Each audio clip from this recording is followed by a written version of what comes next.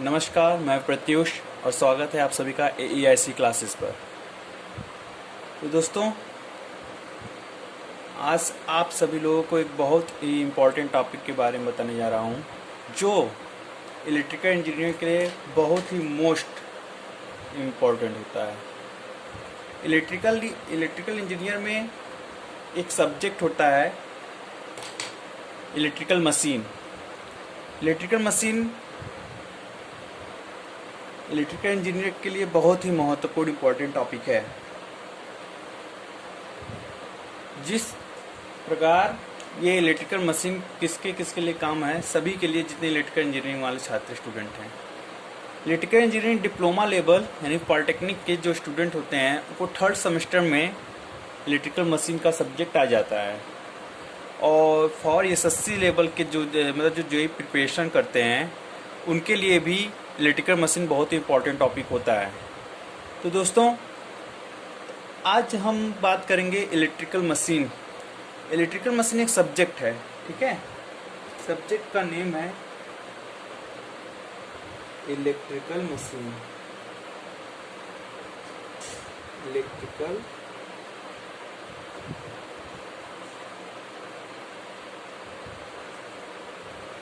Machine. तो दोस्तों, ये इलेक्ट्रिकल मशीन सब्जेक्ट का नेम है, ठीक है। तो इलेक्ट्रिकल मशीन का जो सब्जेक्ट है उसमें एक चैप्टर होता है, मतलब टॉपिक होता है ट्रांसफार्मर, जो बहुत इम्पोर्टेंट चैप्टर है। ट्रांसफार्मर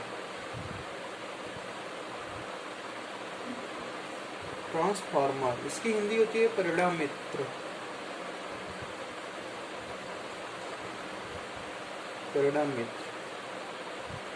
ठीक, इसकी हिंदी होती है परिणामित्र। तो दोस्तों, आज हम इलेक्ट्रिकल मशीन के एक टॉपिक के बारे में पढ़ेंगे, ट्रांसफार्मर के बारे में। आज वर्किंग प्रिंसिपल ऑफ ट्रांसफार्मर, यानी ट्रांसफार्मर कैसे वर्क करता है, ट्रांसफार्मर का क्या कार्य होता है, ट्रांसफार्मर का यूज क्यों किया गया, सब उसके लिए वर्किंग करते हैं, ठीक। और उसी के बारे में आज इस लेक्चर में बात होगी। तो जो वीडियो को स्किप ना करिएगा, वीडियो को शुरू से अंत तक देखिएगा, तभी ट्रांसफार्मर की वर्किंग समझ में आएगी, ठीक है दोस्तों। तो बढ़ते हैं आगे टॉपिक पे।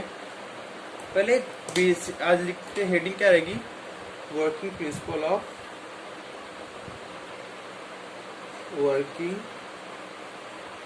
ट्रांसफार्मर।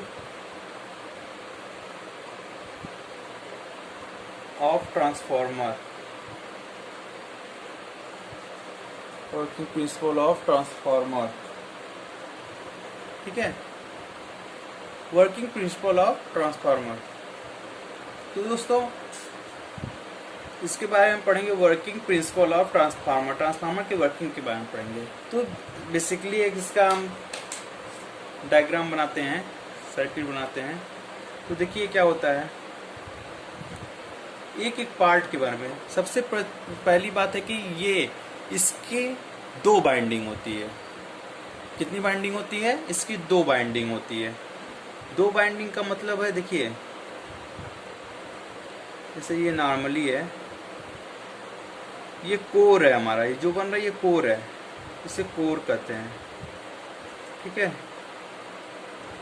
इसे कोर कहते हैं। जो कोर होता है वो सिलिकॉन का बना होता है, सिलिकॉन की पत्तियों का, ठीक है। अब इसके बारे में पूरा आपको डिस्क्राइब किया जाएगा। ये नंबर ऑफ टर्न्स है, ठीक।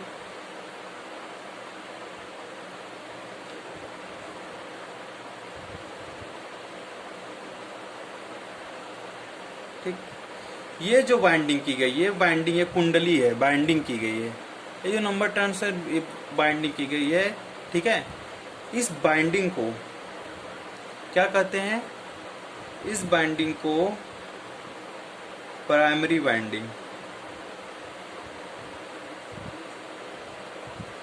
इस बाइंडिंग को प्राइमरी बाइंडिंग, और इस बाइंडिंग को सेकेंडरी बाइंडिंग, इस बाइंडिंग को सेकेंडरी बाइंडिंग, ठीक। इस प्राइमरी वाइंडिंग का मतलब होता है प्राथमिक कुंडली। ठीक है, इस प्राइमरी वाइंडिंग का मतलब होता है प्राथमिक कुंडली, और इसका मतलब होता है सेकेंडरी वाइंडिंग का द्वितीय कुंडली। ये तो आपका डायग्राम बताने के लिए हो गया ट्रांसफार्मर के बारे में, ठीक है, वाइंडिंग के बारे में। अब दूसरा देखिएगा, हम दूसरा डायग्राम बनाते हैं। ठीक है, देखिएगा दूसरा डायग्राम बनाते हैं, उसी की तरह बनेगा। ये जो देखिएगा, ये जो देख रहे हैं आप, ये इसे कोर कहते हैं, को। इसको जो बॉर्डर दिख रहे हैं, जो भुजा भुजा दिख रहे हैं साइड साइड से, कोर कहते हैं। ठीक, अब देखिएगा बाइंडिंग, देखिएगा अब फिर से बनाते हैं एक डायग्राम। ठीक है, डायग्राम बनाते हैं, डायग्राम जितना हो सके उतना बनाएंगे आपको समझाने के लिए। ठीक है, आप लोगों को तो उसकी टेंशन ना करिएगा।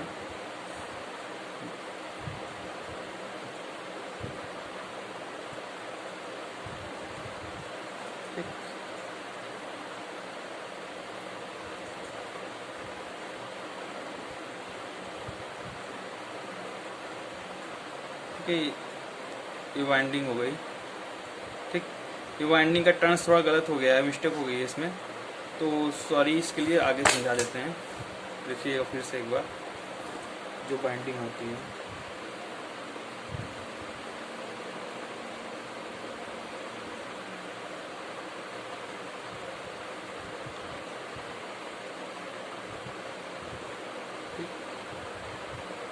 ये बाइंडिंग है। ठीक है, ये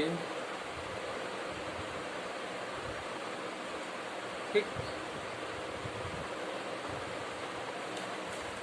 अब देखिएगा यहाँ पे क्या होता है सिंपली,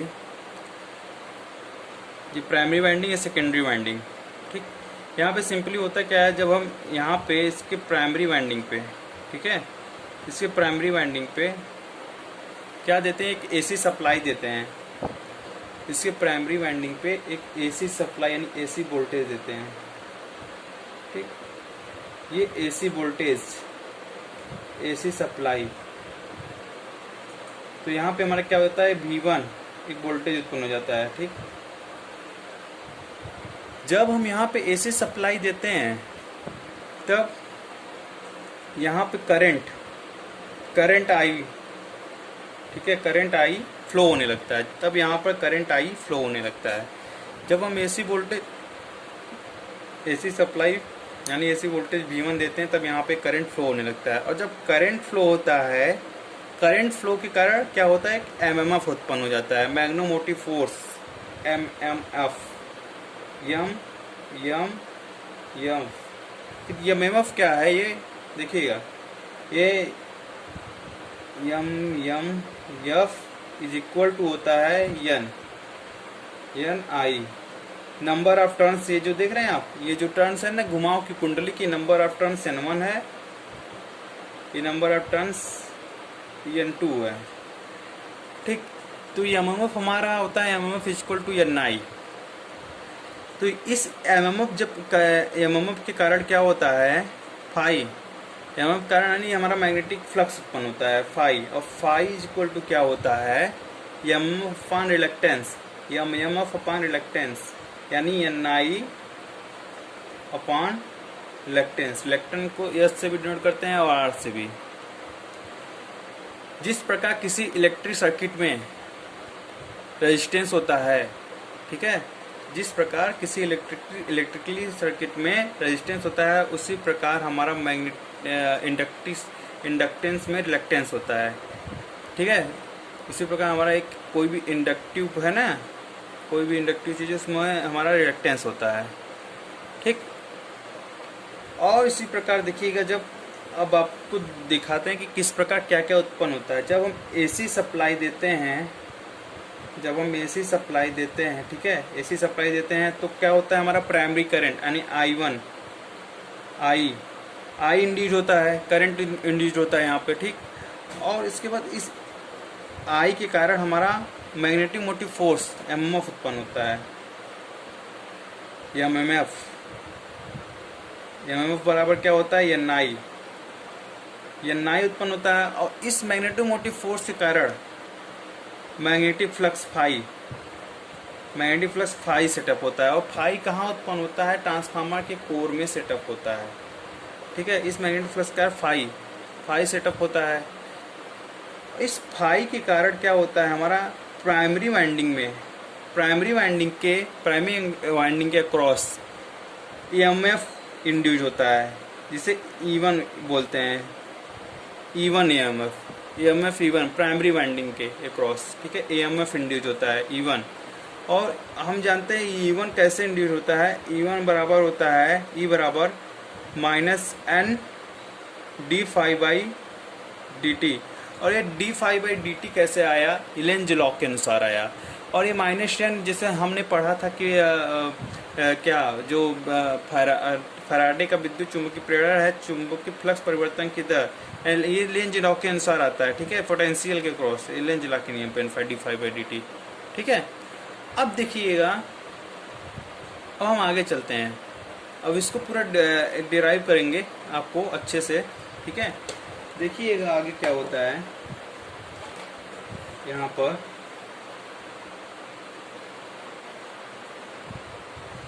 ये हमारा कोर है,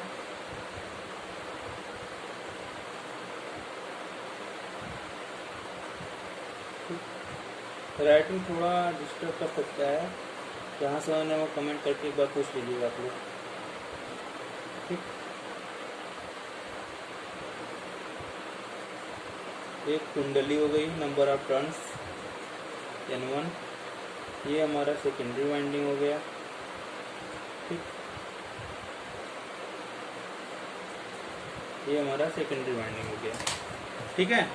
तो यहाँ पर क्या होता है, सिंपली जब हम प्राइमरी वाइंडिंग पर क्या करते हैं, सप्लाई देते हैं। जब हम प्राइमरी वाइंडिंग पर सप्लाई देते हैं, यानी AC सप्लाई, जब हम प्राइमरी वाइंडिंग देखते हैं तो यहाँ B1 वोल्टेज उत्पन्न हो जाता है, एक B1 वोल्टेज, ठीक है। इस प्राइमरी वाइंडिंग पे जब V वोल्टेज उत्पन्न हो जाता है तो इसमें तो क्या क्या होता है, आगे करंट, प्राइमरी करंट यहाँ फ्लो करने लगता है, करंट फ्लो करने लगता है, इसे प्राइमरी करंट फ्लो करते हैं। अब इस करंट जब फ्लो करता है तो हमारा इसके क्रॉस में हमारा एमएमएफ उत्पन्न हो जाता है। क्या हो जाता है, मैग्नेटिक मोटिव फोर्स एमएमएफ, ठीक है। और एमएमएफ के कारण क्या उत्पन्न होता है, जब हमारा एमएमएफ उत्पन्न हो जाता है तो एमएमएफ के कारण हमारा मैग्नेटिक फ्लक्स फाई उत्पन्न हो जाता है। और फाई किसके कारण उत्पन्न होता है, मैग्नेटिक मोटिव फोर्स। और फाई कहाँ सेटअप होता है, ट्रांसफार्मर के कोर में सेटअप होता है, ठीक है।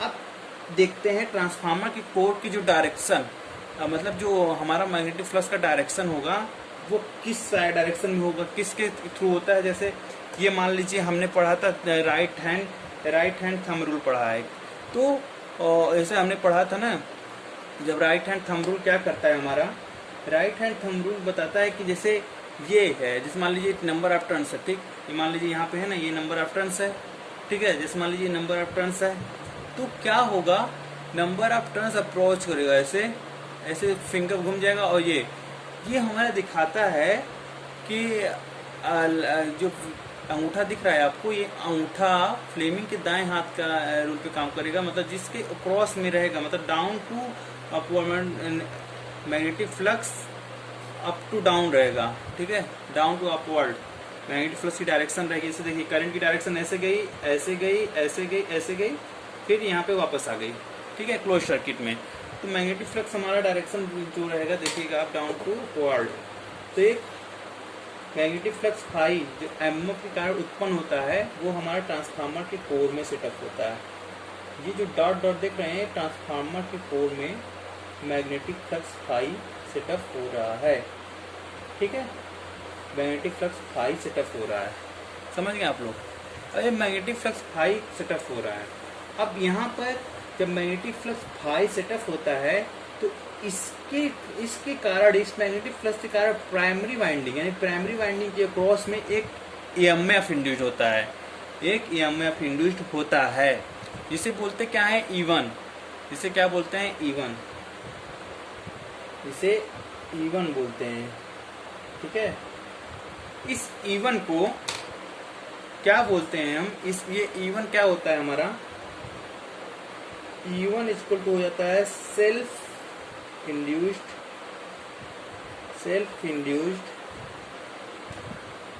ईएमएफ। E1 हमारा सेल्फ इंड्यूस्ड ईएमएफ हो जाता है। ठीक है, अब आप देखिएगा, अगर इसे सेकेंडरी पर कोई लोड नहीं है, सेकेंडरी पर कोई लोड नहीं है, तो इसके कारण देखिएगा जो E1 और यहाँ पर भी एक ईएमएफ इंड्यूस्ड होगा, इस सेकेंडरी वाइंडिंग पर भी एक ईएमएफ इंड्यूस्ड होगा, सेकेंडरी वाइंडिंग पर भी एक ईएमएफ इंड्यूस्ड होगा, इसे बोलेंगे E2। ठीक है, अब इस E2 को क्या कहेंगे, देखिएगा आप लोग, इस E2 को बोलेंगे mutual induced EMF, mutual induced EMF, electromotive force. ठीक है, mutual induced EMF. Self induced का मतलब होता है स्वप्रेरण और म्यूचुअल इंड्यूस्ड का होता है अन्य प्रेरण। ठीक है, अब देखिएगा, अब आप लोग सोच रहे होंगे जब हमने सेकेंडरी पर कोई लोड नहीं दिया तो यहाँ पे कैसे मैग्नेटिक हमारा ईएमएफ इंड्यूस्ड हो गया। देखिएगा आप लोग, अगर मान लीजिए कोई लोड दे देते हैं, मान लीजिए कोई लोड दे देंगे तो यहाँ पर भी I2 करंट होगा, यहाँ पे I1 मान लेंगे तो I2 करंट होगा, सेकेंडरी करंट हो जाएगा। तो सेकेंडरी करंट जब उत्पन्न हो जाएगा तो इसके थ्रू भी हमारा वो एक मैग्नेटिक फ्लक्स उत्पन्न होगा। मैग्नेटिक फ्लक्स जब उत्पन्न होगा तो वो क्या करेगा, इस ये जो मेन मैग्नेटिक फ्लक्स है इसका डिफेक्ट करेगा, मतलब इसको विरोध करेगा, मतलब इससे ज़्यादा चाहेगा, इसको काटेगा। लेकिन क्या करेंगे फिर, हमने आपको अभी बताएंगे कि क्या क्या ट्रांसफार्मर में कौन चीज़ होती है। ठीक है, अभी बहुत चीज़ आपको जाना भी बेसिक है, वर्किंग प्रिंसिपल ऑफ ट्रांसफार्मर। ठीक, तो आगे देखिएगा, E1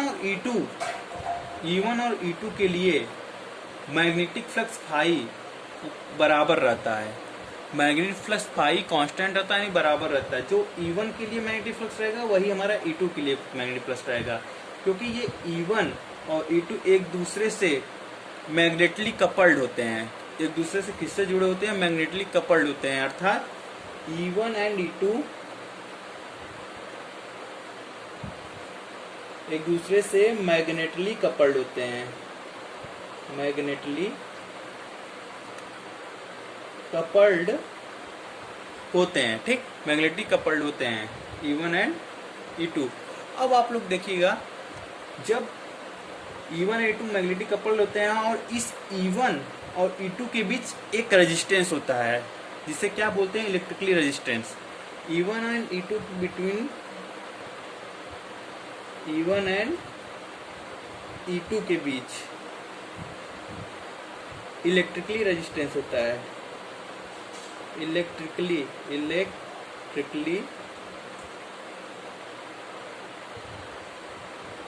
रेजिस्टेंस होता है। ठीक है, अब एक क्वेश्चन ऑब्जेक्टिव फंसता है कि E1 और E2 के बीच इलेक्ट्रिकल रेजिस्टेंस होता है, तो इस E1 और E2 की बीच जो इलेक्ट्रिकल रेजिस्टेंस होता है इसकी वैल्यू कितनी होती है। तो इस इलेक्ट्रिकल रेजिस्टेंस की वैल्यू फाइनाइट होती है, कितनी होती है, इनफाइनाइट होती है, इलेक्ट्रिकल रेजिस्टेंस वैल्यू फाइनाइट होती है। ठीक है, यहाँ तक तो समझ में आ गया होगा आप लोग को। अब आगे बढ़ते हैं, ये देखिएगा, ये जो एक बात जरूर जानेगा, ये जो कोर होता है, मतलब जो कोर है ये ना, ये कोर सिलिकॉन इस्पात का बना होता है, इस्पात सिलिकॉन स्टील की पत्तियों का बना होता है, जिसकी चौड़ाई मोटाई कितनी होती है, 0.35 mm से 0.75 mm। सिलिकॉन 0.35 mm से 0.75 mm। ठीक है, अब ये कोर क्या होता है, देखिए कोर जो मैग्नेटिक फ्लक्स फाई होगा, ये मैग्नेटिक फ्लक्स फाई हम ट्रांसफार्मर के कोर में ही सेटअप होता है। किसमें सेटअप होता है, ट्रांसफार्मर के कोर में ही सेटअप होता है। ठीक, अब एक बात और, ट्रांसफार्मर का कोर, ये कोर जो है, ठीक है, ट्रांसफार्मर का कोर हमेशा लो रिलेक्टेंस पाथ का होना चाहिए। ट्रांसफार्मर का कोर हमेशा लो रिलेक्टेंस पाथ का होना चाहिए। देखिएगा, ट्रांसफार्मर का कोर लिख लीजिएगा पॉइंट करके, ट्रांसफार्मर का कोर, ठीक है, ट्रांसफार्मर का कोर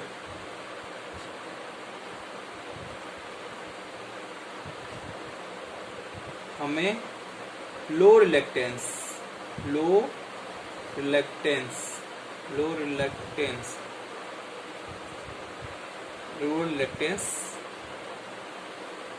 पाथ का लेना चाहिए, लो रिलेक्टेंस पाथ का लेना चाहिए। क्यों लेना चाहिए, ये भी क्वेश्चन बनता है। ट्रांसफार्मर का कोर लो रिलेक्टेंस पाथ का क्यों लेना चाहिए? क्योंकि ट्रांसफार्मर का कोर लो रिलेक्टेंस पाथ का इसलिए लेना चाहिए क्योंकि ट्रांसफार्मर को रिलेक्टेंस पाथ का रहेगा, जितना लो रिलेक्टेंस पाथ का रहेगा उतनी ही ज़्यादा एमएमएफ उत्पन्न होगा, उतनी ही ज़्यादा मैग्नेटिक फ्लक्स उत्पन्न होगा, उतनी ही ज़्यादा एमएमएफ उत्पन्न होगा, अर्थात मैग्नेटिक फ्लक्स उत्पन्न होगा, यानी फाई उतना ज़्यादा उत्पन्न होगा। ठीक है दोस्तों, फाई उतना ही ज़्यादा उत्पन्न होगा। अब कुछ आपको ट्रांसफार्मर की डिफिनेशन ऐसे होगी, ऐसे ट्रांसफार्मर एक स्टैटिक एसी डिवाइस है जो समान आवृत्ति पर वोल्टेज और करंट के लेवल को बढ़ा सकता है, घटा सकता है, एक लेवल से एक सर्किट से दूसरे सर्किट में स्थानांतरित करता है, एक परिपथ से दूसरे परिपथ में स्थानांतरित कर देता है। ठीक है, समझे गए? अब देखिएगा ट्रांसफार्मर क्या होता है, बता दिए, वो एक स्टैटिक डिवाइस है, यानी स्थिर मशीन है। ठीक है, ट्रांसफार्मर में देखिए, ट्रांसफार्मर में दो तरह की चीज होती है। स्टार्टिंग में ट्रांसफार्मर, देखिए ट्रांसफार्मर का उपयोग क्यों किया गया? ट्रांसफार्मर का उपयोग इसलिए किया गया कि जहाँ जनरेशन सिस्टम होता है वहाँ 11 के भी उत्पन्न होता है, तो उसके यहाँ तक लाने में 132 के मतलब जैसे सिटी में आपके लाने में, तो उसे स्टेप अप करना होगा, नहीं ट्रांसफार्मर को बढ़ाना होगा, ट्रांसफार्मर के वोल्टेज को बढ़ाना होगा, और जब वोल्टेज बढ़ाएंगे तो करंट कम हो जाएगा। ठीक है, तो वोल्टेज जो बढ़ाएंगे तो उसे स्टेप अप ट्रांसफार्मर, और फिर स्टेप अप ट्रांसफार्मर मान लो 132 के भी हो जाएगा, तो 132 के भी जब हो जाएगा तो आपके घरों तक 132 के भी आप पूरा नहीं ले पाएंगे, तो 132 से उसे कम करना होगा, तो वहाँ पे स्टेप डाउन ट्रांसफार्मर का प्रयोग किया जाएगा। तो आइए जानते हैं आते step up transformer and step down transformer. Step up transformer, step up transformer क्या है? ट्रांसफार्मर को ऐसे भी लिखते हैं टीएफ से। ठीक है, स्टेप अप ट्रांसफार्मर क्या है? ठीक है, तो स्टेप अप ट्रांसफार्मर क्या होता है, देखिएगा दोस्तों, स्टेप अप ट्रांसफार्मर ये होता है कि E2 is greater than E1, यानी सेकेंडरी वाइंडिंग का EMF E1 प्राइमरी वाइंडिंग के EMF से ज़्यादा रहे, तथा I2 is less than I1, secondary winding का करंट प्राइमरी वाइंडिंग के करंट से कम रहे, तब इसे क्या बोलेंगे? Step up transformer. इसे क्या बोलेंगे तब? Step up transformer, step up transformer. ठीक है, और जब सेकंड कंडीशन है स्टेप डाउन ट्रांसफार्मर किसे कहते हैं? Step down transformer. तो देखिएगा सेकंड कंडीशन में जब E1 is greater than E2, अर्थात प्राइमरी इंड्यूस्ड EMF E1 और secondary induced EMF E2, primary induced EMF E1 जब ज़्यादा रहे सेकेंडरी इंड्यूस्ड EMF E2 से, और I1 कम रहे I2 से, मतलब प्राइमरी करंट से कम रहे, प्राइमरी करंट से कम रहे, I2 ज़्यादा रहे। ठीक है, तब क्या होगा? Step down transformer, step down transformer. ठीक है, अब देखिएगा यहाँ पर हम जानते हैं, अब ट्रांसफार्मर की एक परिभाषा लिख लीजिए। देखिए, transformer is a machine which convert the alternating quantity, transformer is a static machine which convert the alternating quantity like say voltage and current, like say voltage and current one level to another level, like say voltage and current one level to another level without change frequency, without change frequency. अब देखिएगा, अब यहाँ पर आपको कुछ topic बताने जा रहे हैं, जो मेरी बातों का ध्यान सुनते रहिएगा और उस टॉपिक को लिखते रहिएगा, क्योंकि बहुत ही इंपॉर्टेंट टॉपिक है, ठीक है। बहुत ही ऑब्जेक्टिव भी आते हैं कई एग्जाम में, ठीक है, जेईई लेवल एग्जाम में। तो देखिएगा कौन सा पॉइंट है। पॉइंट नंबर 1 लिखिएगा, ट्रांसफार्मर की परमेबिलिटी, ट्रांसफार्मर की कोर की परमेबिलिटी उच्च होनी चाहिए, ट्रांसफार्मर के कोर की परमेबिलिटी उच्च होनी चाहिए, क्योंकि जितना ही ट्रांसफार्मर की परमेबिलिटी उच्च रहेगी, कोर की परमेबिलिटी उच्च रहेगी, उतना ही बढ़िया रहेगा। और नंबर 2 लिखिएगा, ट्रांसफार्मर में अपरेंट ऑफ पावर रेटिंग नहीं चेंज होता, ट्रांसफार्मर में apparent of power rating, apparent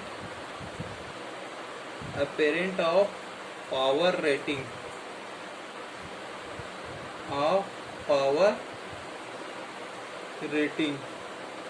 नहीं चेंज होता है। ट्रांसफार्मर में अपरेंट ऑफ पावर रेटिंग नहीं चेंज होता है, ठीक है। जिस तरफ वोल्टेज ज्यादा होगा करंट उस तरफ कम होगा, और जिस तरफ वोल्टेज कम होगा उस तरफ करंट ज्यादा होगा, समझ गए। और लिखिएगा, ट्रांसफार्मर में मैग्नेटिक फ्लक्स कांस्टेंट रहता है, ट्रांसफार्मर में जो उनके कोर में मैग्नेटिक फ्लक्स उत्पन्न होता है वो क्या रहता है, कांस्टेंट रहता है। और लिखिएगा तीसरा पॉइंट करके, ट्रांसफार्मर का magnetic flux phi, transformer magnetic flux phi E1 और E2 के लिए, E1 व E2 के लिए इक्वल रहेगा, E1 व E2 के लिए क्या रहेगा, इक्वल रहेगा, दोनों के लिए समान रहेगा। जो E1 के लिए मैग्नेटिक फ्लक्स रहेगा वही E2 के लिए भी मैग्नेटिक फ्लक्स रहेगा, ठीक है। और लिखिएगा, ट्रांसफार्मर में प्राइमरी इंड्यूस्ड ईएमएफ E1 तथा सेकेंडरी इंड्यूस्ड ईएमएफ E2 एक दूसरे से मैग्नेटिकली कपल्ड होते हैं और इलेक्ट्रिकली सेपरेट होते हैं।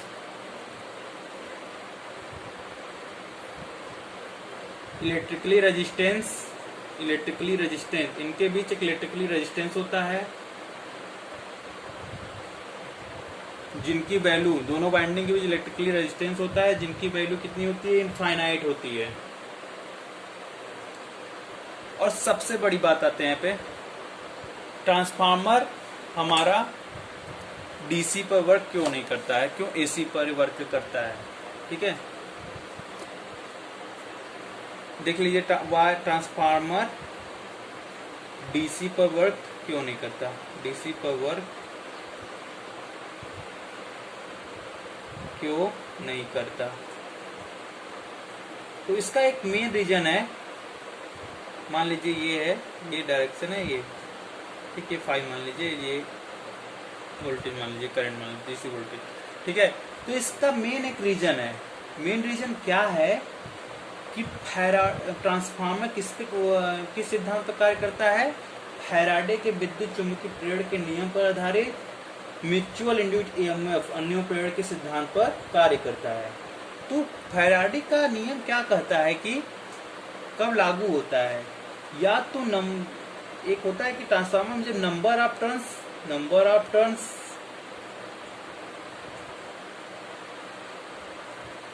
या मैग्नेटिक फ्लक्स, दोनों में से कोई चेंज, मैग्नेटिक फ्लक्स सप्लाई, दोनों में से कोई चेंज, एक चेंज होगा, तब क्या होता है, फैराडे का विद्युत चुंबकीय प्रेरण का जो फैराडे का लॉ है वो लगता है। और डीसी पर कोई चेंज नहीं होता है, डीसी पर कोई चेंज नहीं होता है, सब कांस्टेंट बने रहते हैं, न नंबर ऑफ टर्न्स चेंज होता है न ही फ्लक्स चेंज होता है। तो क्या करेगा, तब फैराडे का लॉ इस पर लगेगा ही नहीं, इसीलिए हमारा जो ट्रांसफार्मर है ओनली एसी पर वर्क करता है, डीसी पर वर्क नहीं करता है। ठीक, अब बात करते हैं, इसीलिए एसी पर ही कार्य करेगा, डीसी पर कार्य नहीं करेगा।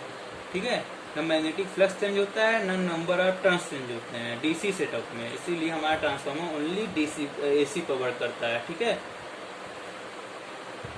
अब देखिएगा, अब आते हैं ट्रांसफार्मर में। एक चीज और लिख लीजिएगा, ट्रांसफार्मर की इफिशियंसी नहीं चेंज होती है, नहीं इफिशियंसी नहीं, ट्रांसफार्मर की फ्रीक्वेंसी नहीं बदलती है, फ्रीक्वेंसी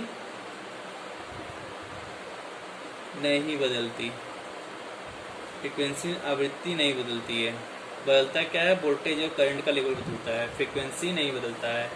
और ट्रांसफार्मर में, ठीक है, तो देखिएगा यहाँ पे, अब आगे पढ़ेंगे मोस्ट इम्पॉर्टेंट चीज जो हमारा, जिससे हमारा न्यूमेरिकल पॉइंट भी होता है। ठीक है, जिससे क्या कहते हैं, ईएमएफ इक्वेशन, ट्रांसफार्मर का EMF equation, EMF equation, EMF equation. ठीक है, ट्रांसफार्मर का ईएमएफ इक्वेशन के बारे में पढ़ेंगे। तो ईएमएफ इक्वेशन के बारे में पढ़ेंगे जब, ठीक है, तो देखिए क्या होता है। हम जानते हैं कि आई, यहाँ पर देखिएगा, ये बैक जाइएगा थोड़ा, यहाँ पे जो करंट उत्पन्न हुआ है, ठीक है, करंट उत्पन्न हुआ है आई। अब इसको मान लेते हैं हम आई बराबर, इसको मानते हैं कि आई बराबर I M sine omega T. ठीक है, साइन ओमेगा टी मानी हमारा एसी सोर्स है, साइन हमारा सिनोसाइडल वर्किंग कर रहा है। ठीक है, तो देखिएगा ये आई बराबर I M sine omega T, तो देन क्या हो जाएगा, मैग्नेटिक फ्लक्स फाई बराबर phi M sine omega T. समझ गए, मैग्नेटिक फ्लक्स फाई बराबर phi M sine omega T. अब यहाँ पर क्या है कंडीशन, अब देखिएगा, हम यहाँ तक जानते हैं कि E बराबर क्या होता है, मान लीजिए E1 लिख दीजिए, minus N D phi by D T.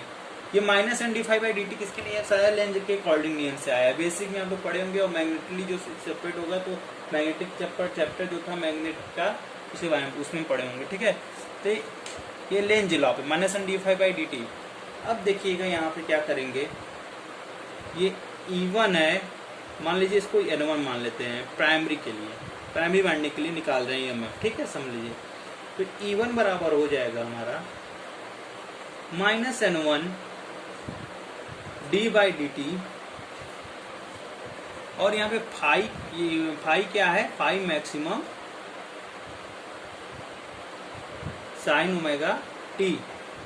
समझ गए, अब देखिएगा, अब यहाँ पे E1 बराबर लिखेंगे माइनस N1, इसका डिफरेंशियल हो गया अवकलन, फाई मैक्सिमम बाहर आ जाएगा, फाई मैक्सिमम बाहर आ जाएगा, देन क्या हो जाएगा हमारा कॉस ओमेगा टी ओमेगा। अब देखिएगा ये माइनस की वर्किंग क्या होती है, समझिएगा, कहाँ माइनस ले जा रहा है, N1 phi M omega sine omega T minus pi by two, pi by two मतलब 90 डिग्री। अब देखिएगा क्या होता है कि अगर sign omega T pi by minus two कर देंगे तो कॉस ओमेगा टी आ जाएगा। आप पढ़े होंगे 90 डिग्री में चेंज, माइनस में चेंज हो जाता है। ठीक है, साइन का टर्म कॉस में चेंज हो गया, कॉस ओमेगा टी ओमेगा लिखिए, या sign omega T minus pi by to लिखिए। अब इस N1 फाई एम ओमेगा क्या करेंगे, EM मान लेंगे, RMS वैल्यू निकालते हैं E1 का, RMS वैल्यू निकालते हैं E1 का। ठीक है, तो जब हम मान लेते हैं EM बराबर N1 फाई एम ओमेगा, ठीक है। तो E1 RMS बराबर, हम जानते हैं IM का RMS निकालते थे, IRMS बोलने का IM बाई रूट 2, तो यहाँ पर भी EM बाई रूट 2 हो जाएगा। देन क्या करेंगे, E1 RMS बराबर EM की जगह N1 phi M omega upon में रूट 2। एक चेंजिंग और करेंगे, ओमेगा बराबर 2 पाई एफ होता है, ओमेगा बराबर 2 पाई एफ, यहाँ पे ओमेगा की जगह 2 पाई एफ लिखेंगे। तो देखिएगा ये E1 बराबर 2 पाई एफ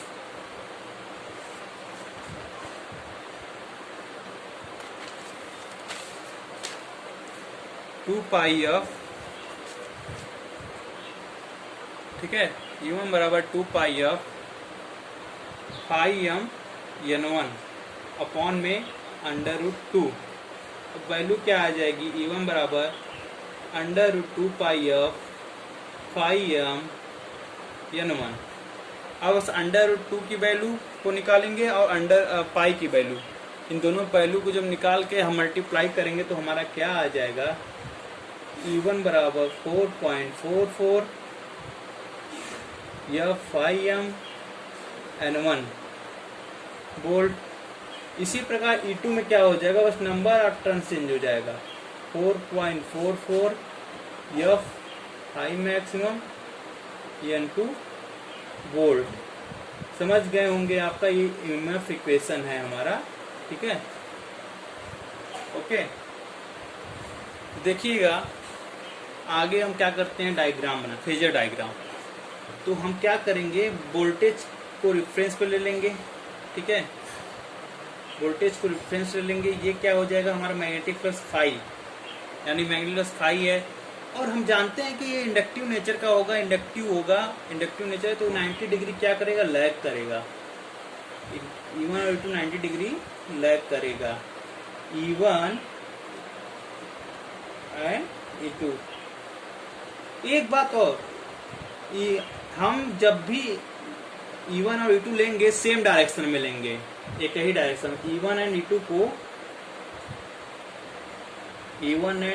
को एक ही डायरेक्शन में लेते हैं, ठीक है, एक ही डायरेक्शन में लेंगे हमेशा।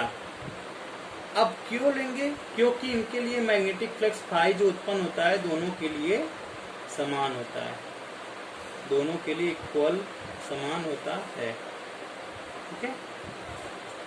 यहाँ तक आपको बखूबी समझ में आ गया होगा। तो आपको एक बार फिर से समझा देते हैं, चलते हैं थोड़ा पीछे।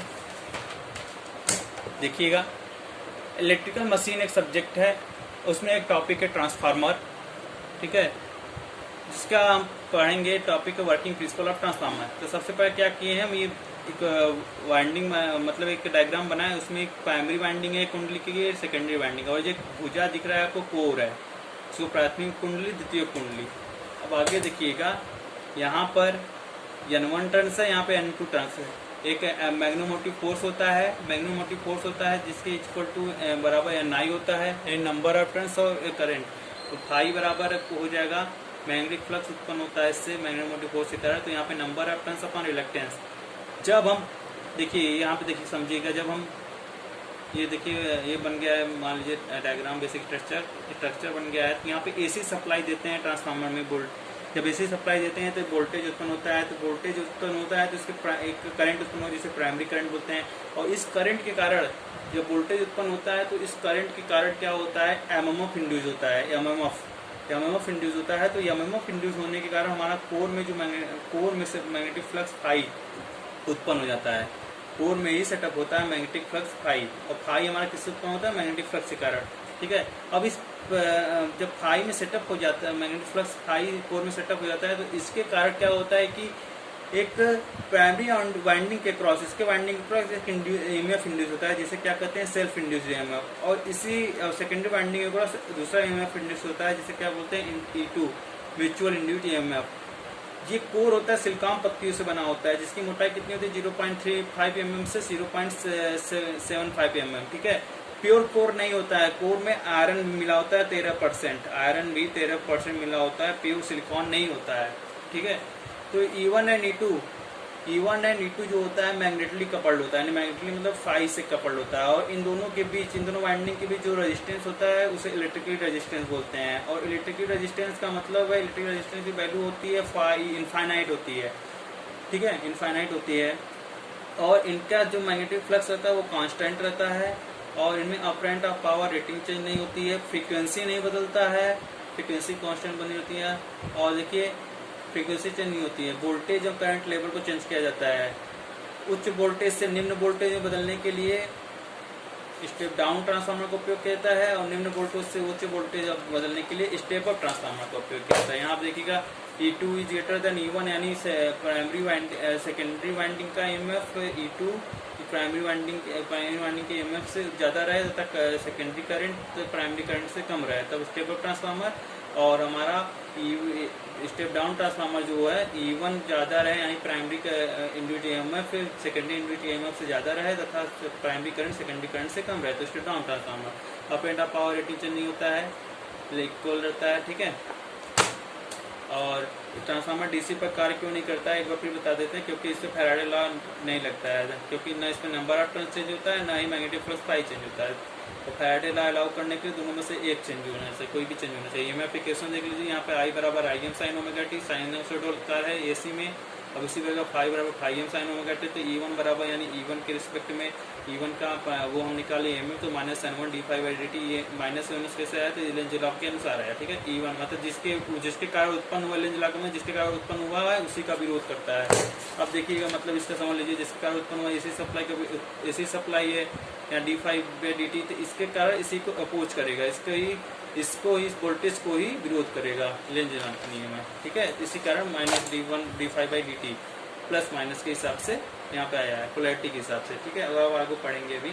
E1 बराबर N1 phi M omega sine omega T minus पाई/2 चेंज कर दिए, ओमेगा टी माइनस पाई/2 लिखे हैं, कास ओमेगा टी दोनों इक्वल रहता है। अब EM बराबर यहाँ पे से E मैक्सिमम मान लिए, EM equal to N1 phi M omega, और ERMS वैल्यू निकाल लिए हैं, तो EM/√2 हो गया, E1 RMS निकाल लिए तो N1 फाई एम ओमेगा अपन √2, EMF इक्वेशन है ये, ठीक है, ओके। आ गया हमारा E1 का सेल्फ इंड्यूस्ड EMF का EMF इक्वेशन आ गया हमारा 4.44 F phi M N1 volt, और E2 भी हुआ इसी तरह का, बस नंबर ऑफ टर्न्स चेंज होंगे, तो 4.44 F फाई एम N2, जहाँ F क्या है फ्रीक्वेंसी है, फाई एम क्या है मैग्नेटिक फ्लक्स है, N क्या है नंबर ऑफ टर्न्स लिख दे रहे हैं। F frequency, okay, phi M maximum magnetic flux,